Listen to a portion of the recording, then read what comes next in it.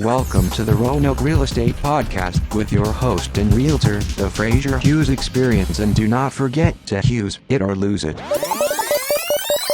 Welcome to the Roanoke Real Estate Podcast. I am your host, the Frazier Hughes Experience Realtor, voted Best Realtor Individual Gold by the readers of Roanoke Magazine. Thank you for voting for me.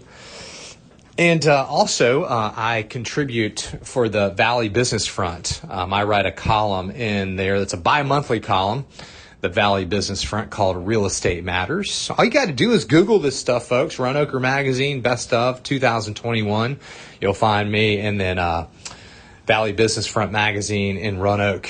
You can find me in there as well. Also, your host here of the only real estate podcast in Roanoke, the Roanoke Real Estate Podcast, former on-air personality on 7 radio stations. That's me, the Frazier Hughes Experience Realtor. My handles online are Hughes or Lose. You can find me there on Twitter, Instagram, and TikTok.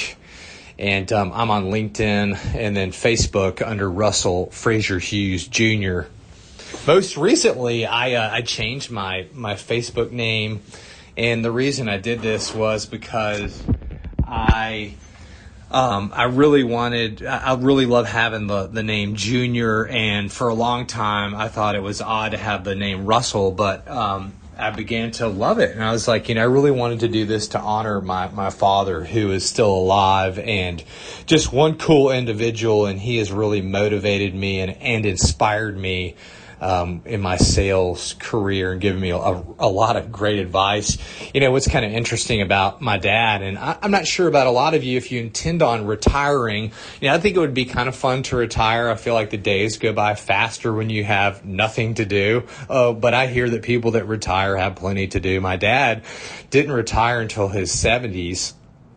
And then, his old job calls him to work, and he's working part-time, making pretty much just as much, and loves it, just enjoying his life. Somebody told me if you retire, then you die sooner if you're not working and doing things. That's your opinion right there. Hughes it or lose it. Therefore, that Twitter handle, Instagram, Hughes or Lose, comes into effect for you. Hey, today we've got some great topics here. I'm a licensed realtor in the state of Virginia, thinking about going to North Carolina as I travel down there quite often. I'm sitting in here in my office at Keller Williams. And I really love the office here. It's all glass. I can see one of the main roads outside of my window. And we are going to broadcast this podcast out of the Star City of Virginia. And whoever listens to it, you're going to get some good info. Some of it you'll like, some of it you'll say, hey, lose it. But I wanted just to talk about, I have not eaten yet. It's almost 12 noon. And I'm going to go ahead and take a bite of this cookie. So hang tight.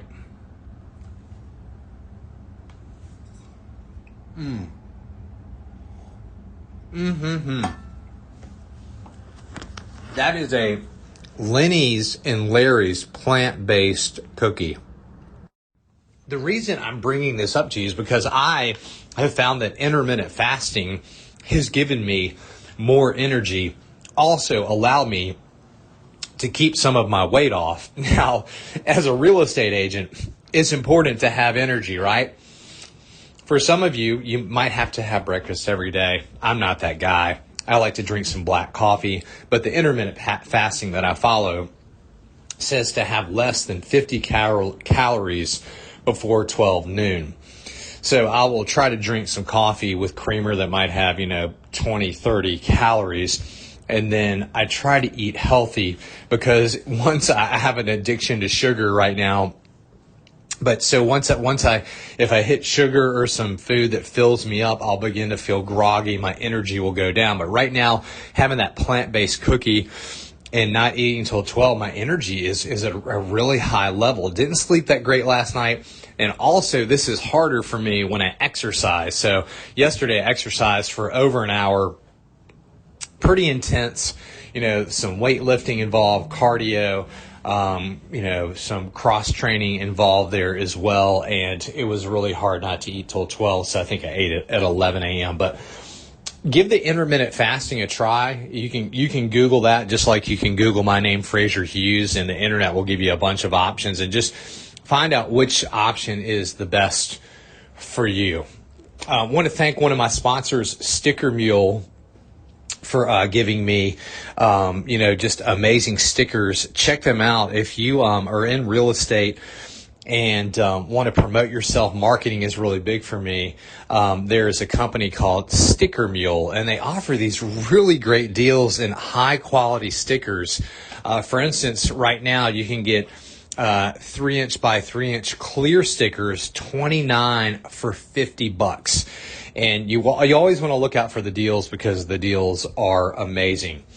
So anyways, hope that some of you can maybe grab a little bit more energy with that intermittent fasting. If you haven't tried it out, it's a really interesting way to live, because for a long time I would just eat breakfast. I was like, oh, that's what we got to do. We got to eat breakfast for sure. But really, give it a try. It'll help you lose weight and you'll get more energy. I even had a boss that for one day didn't eat for 5 days. All they consumed was water. And I was like, man, that sounds like something that would happen to you if you were stranded on an island. So today's topics, you can fast forward the podcast anywhere you like here, but we're going to talk about putting things in writing. And so actually don't fast forward it, because if you miss a little, you might miss a lot. And also too, before we get into depth here in those topics, I want to thank everybody for my birthday wishes. I try to tell myself, and I know you're like this, where I feel young, but I'm looking at myself and I'm seeing the gray hairs and the lines on my face getting clearer. Hey, Siri, can you play Aerosmith "Dream On"? Yeah. Do you know the Hey Siri, play Aerosmith "Dream On"? Dream On by Aerosmith now playing. The line in the song, it says, I stare in the mirror, the lines on my face are getting clearer. Here, just check it out. One of my favorite artists, Aerosmith, was my first CD. And every time I talk about getting older and the lines on my face, I think about this song. I think it's going to start off here in probably the next 10 seconds. Remember, I was on 7 radio stations. Classic rock, I was on 2 of those. So I'm used to playing this song. All right, here we go. Just listen. Every time that I look in the mirror, all these lines in my face getting clearer. All right, there you go. So every time I look in the mirror, all these lines on my face getting clearer. So I'm feeling younger, but I feel young, but I'm not looking young. So thank you for my birthday wishes. And I'm not one of those guys that doesn't tell people it's my birthday.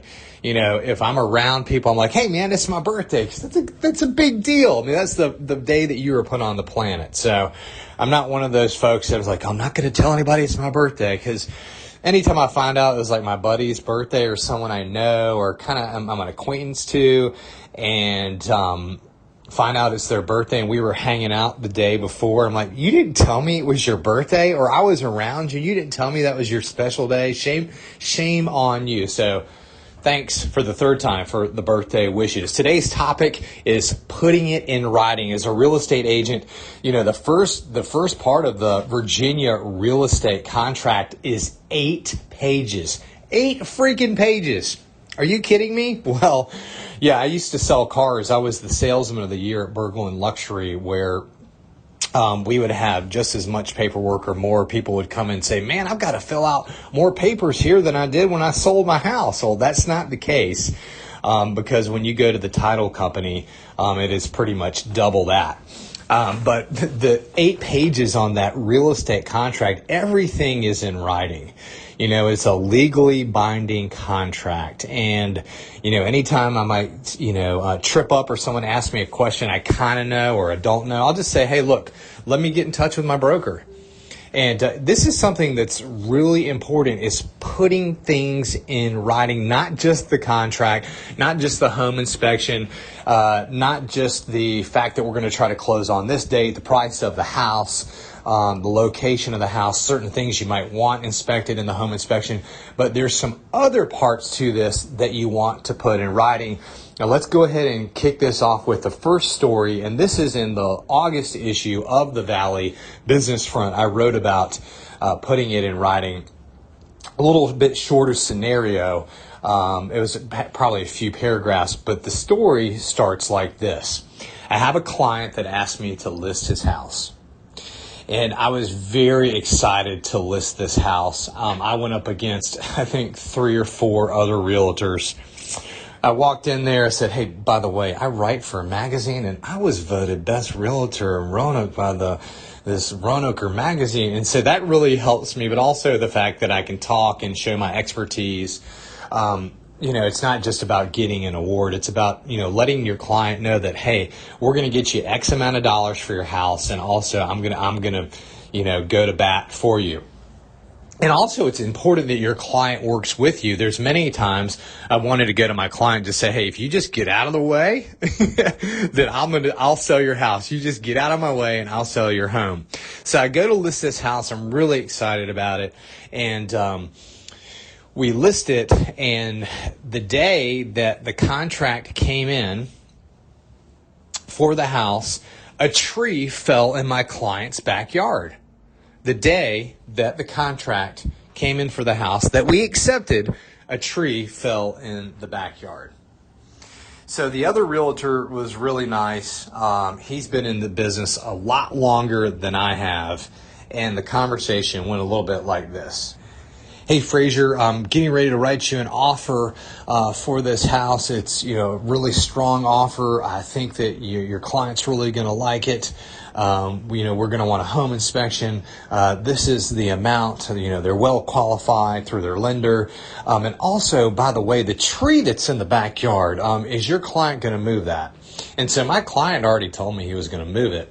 But here is the mistake. It was a verbal, and it was not put in writing. So this can screw everybody, because the fact of the matter is that because it wasn't put in writing does not mean that tree has to be moved. Now, the other realtor is really laid back. I'm a pretty easygoing guy. Let's fast forward a couple of weeks. I call up my client, and I check in with him, and he's like, hey, if you need anything, Frazier, I'll be moving this tree. I'll be cutting up the tree in the backyard. So I'm like, okay. He said he was going to move it. It was a verbal, I'm going to move it. And so I was like, okay, this is great. Everything's moving along. Home inspection's about to take place. Everything's going to work out. Fast forward about a week or two, actually 2 weeks before closing. Hey, are you going to move the tree? Yeah. Hey, I chopped it up, and I put it at the bottom of the hill there. Well, the tree hadn't been moved. So the tree had been cut up but not moved. And therefore, I called up another realtor that I knew and asked him, hey, do you need some firewood? Well, it just worked out in my favor that he came over with his father-in-law. I got out my wheelbarrow and I helped them. They had some wheelbarrows, and we moved a lot of this tree, most of it. And then I began to itch a little bit more for about 3 weeks as the poison ivy was all over me. You see, what happened here was that it wasn't put in writing. So when the contract was written that day, the other realtor should have said, in additional terms, tree to be removed from property prior to closing date. Therefore, the purchasers on the house could have had more leverage and said, hey, you know what? You agreed to move the tree. And when they say they did their walkthrough, you agreed to move the tree, and we're not going to sign off on this house. So they could have backed out because the tree wasn't removed, because, it was put in writing. But this wasn't put in writing. Therefore, that's why it's so important. I'm going to go ahead and give you another story about putting it in writing, okay? So this takes place at another house I have listed. I primarily do listings. So I have a house listed, and there's a family member in there, and we get about 3 weeks out from closing. And I work with the agent on the buy side. We work really closely together, like right outside my office door here. I can see her door. Hey, what's going on? She's not here today, but she would have said something like, hey, Frazier, it's great to see you. You're an amazing realtor.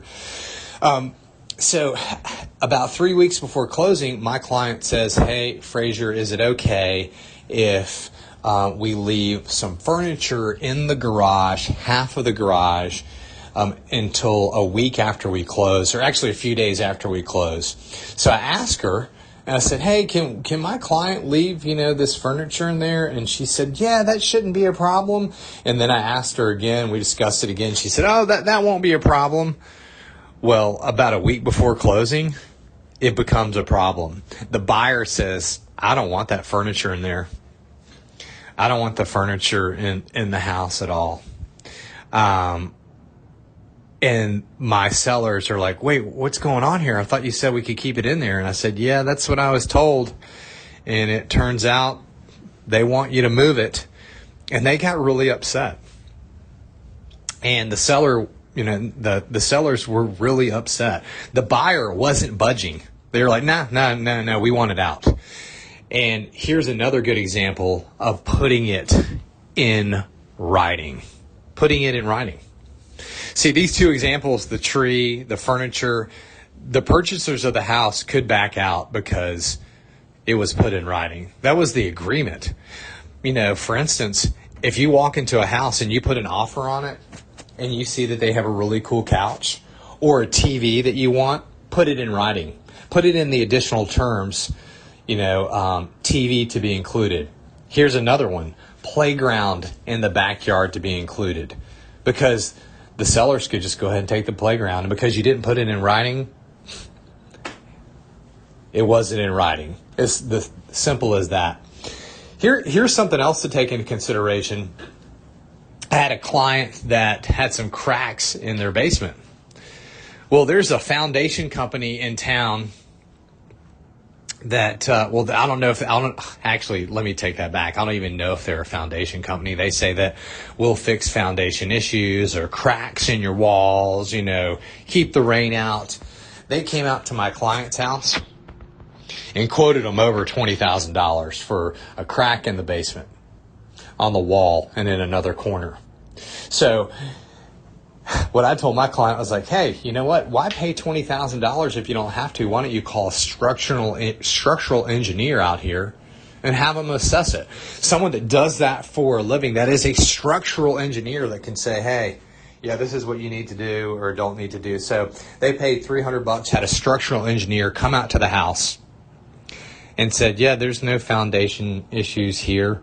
You don't need to pay $20,000. The house is fine. And they put it in writing, and they had that document there in their hands. So if they ever needed it, they could show it to someone when they went to purchase their house. That's why it's so important to have things in writing. The real estate contract that is in writing when you go to purchase a home, most people want to have a home inspection. Virginia is a buyer beware state. My friend Doug Wilson and his father, Doug Wilson Jr., and Doug said, hey, you know what? Always put it in writing and always have a home inspection, always have a survey. They say that way, you can cover your tail. I mean, if you think about it, the Virginia contract, the contracts in real estate, the home inspection says, hey, we're going to do it in this amount of time. This is what we want covered. This is how much we're going to pay you and remediate, or we want you to pay it or allow us in remediation. And it's all in writing. So these are some of the things that people forget about, that if you want something at the house like that playground, that tree, or that furniture left, then you need to have these things in writing so you can stay safe and be okay. So that concludes the Roanoke Real Estate Podcast for today with your host, the Frazier Hughes Experience Realtor. I want to thank Beth Simons-Fulp for doing a recent clearing of a home, and you can find her on Facebook under Divine Flow Alternative and Holistic Health Service. And what she does is that she will come out to the house. Say there was a murder in the house, or maybe family members that got divorced and fought all the time. She'll come out and clear your home. So whether you're selling it or staying in it, maybe it's haunted, she'll clear it out. I thought that was a really cool thing. And if you go back in the podcast here, you can listen to her discuss that. She was also in the Roanoke magazine article about her. Hey, find me on Facebook, the Frazier Hughes Experience Realtor, Frazier Hughes, Frazier with the Z. Just Google me. I'll pop up anywhere. I'm on LinkedIn, 𝓕𝓻𝓪𝓃𝓲𝓮𝓻 on Instagram, Twitter, and TikTok. And when it comes to selling and finding your home here in the Valley, thanks for thinking about me. It means a lot. I'm truly grateful. Stay positive, and don't forget, the experience is real. Want to be on the Roanoke Real Estate Podcast? Call Frazier now or text 540-314-5583. Also contact Frazier to sell or find your next home. And he is always fresh on Instagram, LinkedIn, and Facebook. Stay positive, Star City and Hughes, it don't lose it.